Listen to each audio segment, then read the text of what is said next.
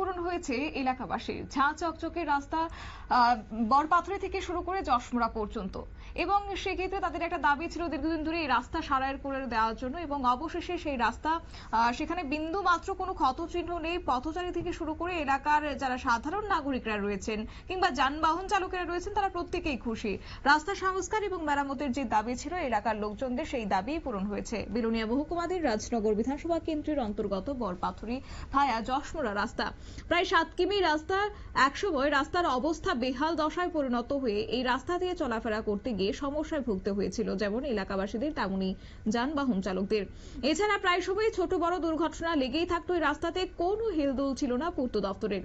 অবশ্য স্বপ্না মজুমদার রাজনগর বিধানসভা কেন্দ্রের বিধায়িকা হওয়ার পরই এলাকাবাসীদের দাবিকে মান্যতা দিয়ে এই রাস্তা সংস্কার এবং মেরামতের উদ্যোগ গ্রহণ করেছে। কি রয়েছে বক্তব্য শুনুন। গত মোটামুটি এত এমএলএ দুই বছরের মতো রাস্তাটা আনছি। ও খুব ভালো পজিশনে কাজ করছে, কাজ করে দিছে, কইছে ভালো কাজ করতে আছে। আর 20 বছরের মধ্যে এই রাস্তাটা আজকে হয়েছে। আমরা 20 বছর কিন্তু বহুত কষ্ট পাইছি রাস্তার জন্য, অনেক খারাপ হয়ে গেছে। তখন মোটামুটি রাস্তাটা খুব ভালো হইতেছে।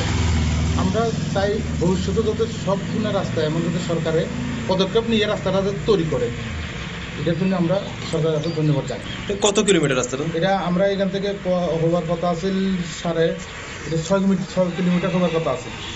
ধরুন এখন 6 কিলোমিটার হয়ে আর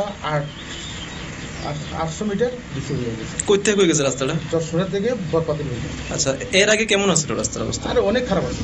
এটা তো অনেক আগে তো রাস্তা দিয়ে চলা যেত না, এখন তো আরো বাইকগুলো যাতে গুলির মতো নিয়ে যায়। আগে তো এমনও যেত না, কষ্ট হয়। কত টাকার বাজেট? বাজেটটা তো এটা তো আমি ঠিক মতো আমরা জানি না। কোন দপ্তর থেকে করে দিয়েছে? এটা পিডব্লিউ। আর ঠিকাদার কোন জায়গার? ঠিকাদার তো একটা আগরতলা থেকে জানি। আচ্ছা, এখন আপনারা কইতেছেন রাস্তার কাজ ভালো হইতেছে? অনেক ভালো হইতেছে। এমন রাস্তা তো আর হবে না। 200% না কত পার্সেন্ট ধরাইতে।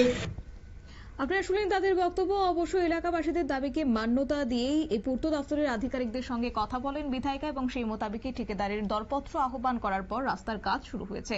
দীর্ঘ বছর পর এই রাস্তার কাজ শুরু হওয়ায় বর্তমানে এই রাস্তায় কাজ প্রায় শেষের পথে। এলাকাবাসীরা রাস্তার কাজ দেখে খুব খুশি, এবং পাশাপাশি বর্তমান সরকার সহ এলাকার বিধায়িকা স্বপ্না মজুমদারকে ধন্যবাদ জ্ঞাপন করেছেন।